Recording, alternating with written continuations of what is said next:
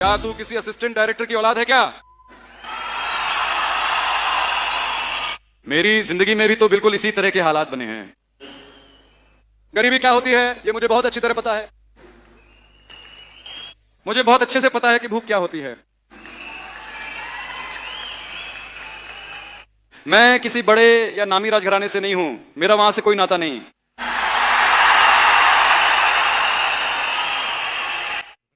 बिल्कुल आप जैसा, आप में से ही एक, आपके परिवार का अभिन्न सदस्य, आपके प्यारे बच्चे जैसा, आपके सगे बेटे जैसा, आपके बड़े भाई जैसा, आपके छोटे भाई जैसा।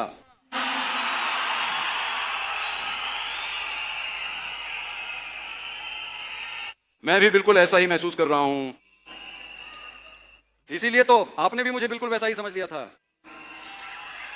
आपने मुझे सिनेमा के इस विशाल फलक पर एक बहुत ही महत्वपूर्ण और खास जगह प्रदान की है। उन सब बातों को तुम छोड़ ही दो।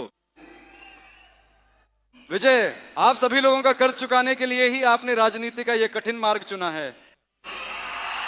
यह तो हमारी विजय है। विजय तुम आओ। हम सब है ना। हम संभालेंगे। विजय भाई तुम आओ। हम हैं। विजय भाई तुम आओ। हम हैं। भाई तुम आ जाओ। हम सब हैं दोस्त। तुम आओ दोस्त। ये क्या करके हम सब तुम्हारे साथ हैं।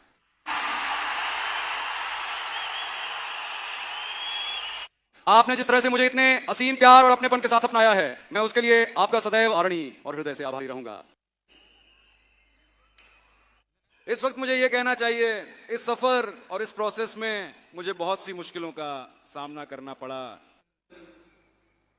मुझे जो इतने अपमान सहने पड़े वो एक तरफ, लेकिन मेरे साथ खड़े रहने की वजह से आपको भी वैसी ही परेशानियां और वही अपमान झेलने पड़े। उन तमाम पुरानी बातों को आपने बिल्कुल भी तूल न देते हुए, उन्हें रत्ती भर भी अहमियत न देते हुए, मेरे गहरे दर्द और मेरी तकलीफों को अपना समझकर आज आप पूरी मजबूती के साथ मेरे साथ खड़े रहे।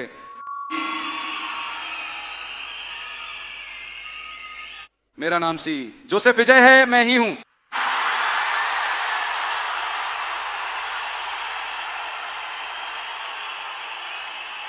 आपने जो सपना देखा था उसे आपने हकीकत में बदल दिखाया है। यह वाकई में बहुत ही काबिले तारीफ काम है। मुझे समझ नहीं आ रहा कि क्या कहूं। मेरे परिवार के सभी सदस्यों, मेरे अपने प्रियजनों, मैं कोई फरिश्ता नहीं हूं जैसा कि आप सोच रहे हैं। मैं भी एक सामान्य जीवन जीने वाला एक साधारण इंसान ही हूं। जैसा कि मैंने पहले कहा था, मैं आपसे यह करूंगा वह करूंगा, जैसे झूठे वादे करके आपको धोखा नहीं दूंगा। उसे जो संभव है मैं केवल वही करूंगा। या और तुरंत आपके मन में एक सवाल आ सकता है कि क्या जो संभव नहीं है वह नहीं किया जाएगा? ये क्या ऐसा नहीं हो सकता? यह ऐसा एक सवाल मन में आ सकता है। यह जब इतने करोड़ डीएच लोग मेरे साथ हैं तो जो भी आए उसे देख लेंगे, जो भी आए उसे संभाल लेंगे, यह आत्मविश्वास मेरे मन में है। मुझे यहां एक और बात भी कहनी है। आज के इस दिन मैं आपको हमारी तमिलनाडु सरकार की वर्तमान स्थिति के बारे में बताना चाहता हूं। इन्होंने 10 लाख करोड़ रुपए से भी ज्यादा का कर्ज ले लिया है। आज के इस वर्तमान समय में जब हम तमिलनाडु की राज्य सरकार के सत्ता में होने की बात करते हैं, जब वे सब लोग तिजोरी को पूरी तरह से साफ करके वहां से चले गए हैं, जब ना उठा पाने वाला बोझ मेरे सिर पर डालकर चले गए हैं,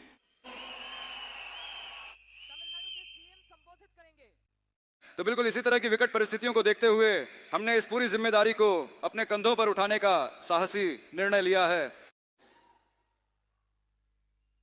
आप शायद सोच रहे होंगे कि ये क्या कोई चाल चल रहे हैं। ऐसा कुछ भी नहीं है। अंदर जाकर देखेंगे तभी पता चलेगा कि कौन सी चीज किस हाल में है, क्या नहीं है, कौन सी चीज किस हालत में है और कौन सी नहीं। तो वह सब देखने के बाद मुझे लगता है कि उसे आपके लिए एक श्वेत पत्र जारी करना चाहिए। एक पूरी तरह से पारदर्शी और जवाबदेह सरकार, यानी कि आज के समय में हमारी तमिलनाडु की सरकार बिल्कुल इसी स्थिति में काम कर रही है। यह महत्वपूर्ण बात आपसे साझा करने के बाद मैं अब अपनी चर्चा को यहीं से आगे बढ़ाना चाहता हूं। मैं सबसे पहले वही करना चाहता हूं। तमिलनाडु की बात करें तो अगर किसी से जाकर मिलना हो तो ये चेहरा ढककर मिलना।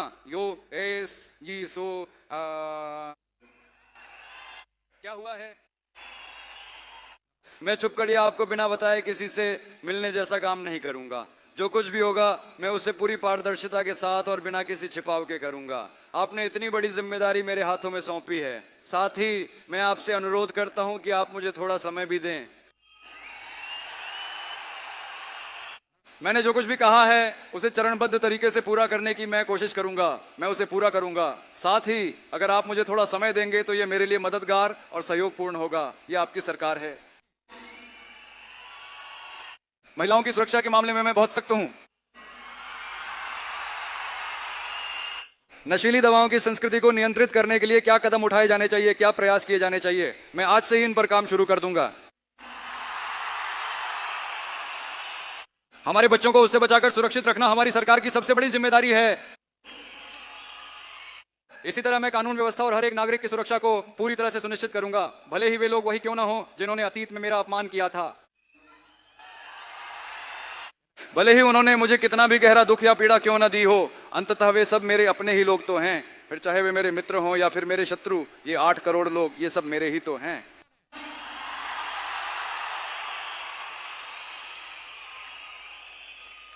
मेरा मानना है कि अब मुझे अपना पूरा ध्यान इन्हीं बुनियादी और जरूरी चीजों पर केंद्रित करना होगा, जिनमें मुख्य रूप से शामिल हैं बेहतर शिक्षा, राशन की व्यवस्था, स्वास्थ्य सेवाएं, साफ पेयजल, पक्की सड़कें और बस की सुगम सुविधाएं। जैसा कि मैंने पहले कहा था, मैं जनता के पैसे से एक पैसा भी नहीं छूंगा। मुझे इसकी बिल्कुल भी आवश्यकता नहीं है। यह बात तो आप भली भांति जानते हैं। यह विजय न तो गलत काम करेगा और न ही किसी को करने देगा, फिर चाहे वह कोई भी हो, भले ही वे मेरी सरकार में मेरे साथ काम करने वाले लोग ही क्यों ना हो, वह किसी भी हाल में ऐसा नहीं होने देगा। मानो अगर किसी व्यक्ति के मन में इस तरह का कोई विचार या ख्याल उत्पन्न हो रहा हो तो, लेकिन अब तो हमने जीत हासिल कर ली है, हम विजयी हो चुके हैं। चलिए क्यों ना हम एक छोटा सा खेल खेलकर देखें। यदि किसी व्यक्ति के मस्तिष्क में इस प्रकार का कोई भी विचार बना रहा है तो उसे अभी कभी इसी क्षण अपने मन से पूरी तरह से निकाल फेंकिए।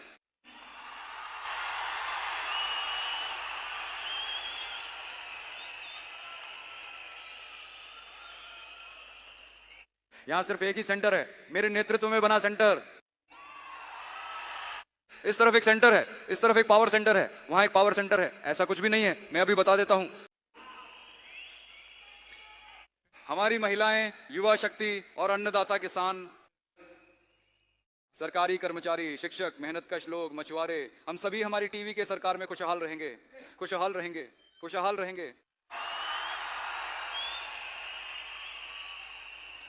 संसार के सभी जीव जन्म से ही एक समान हैं, यही हमारा सबसे अडिग और मूल सिद्धांत है। मेरे अल्पसंख्यक भाइयों, टीवी के सरकार हर हाल में आपके साथ मजबूती से खड़ी रहेगी, इसमें आपको तनिक भी संदेह नहीं होना चाहिए। हिंदू, मुस्लिम, ईसाई भाई बहन ही हमारी इस शानदार जीत का असली चेहरा है। हमारी इस जीत पर आप 100% भरोसा रखें। ऐसी अनुकूल परिस्थितियां निर्मित करने के लिए तमिलनाडु के आप सभी लोगों का मैं इस अवसर पर हार्दिक आभार व्यक्त करता हूं। मुझे एक और व्यक्ति का दिल से विशेष रूप से आभार व्यक्त करना है, और वो और कोई नहीं बल्कि हमारे विजय मामा के ये प्यारे प्यारे नन्हे मुन्ने दोस्त हैं।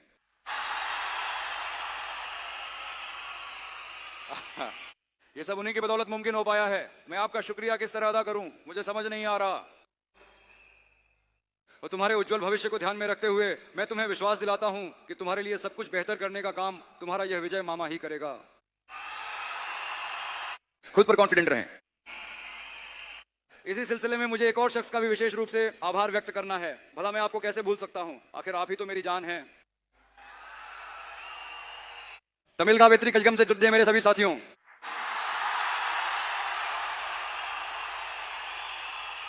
सच तो यह है कि अगर आप नहीं हैं तो फिर कुछ भी नहीं है। मैं अपने सभी पार्टी के साथियों को, पार्टी के सम्मानित पदाधिकारियों को और हमारे समर्पित बूथ एजेंटों को संबोधित करना चाहता हूं। Subscribe to One India and never miss an update. Download the One India app now.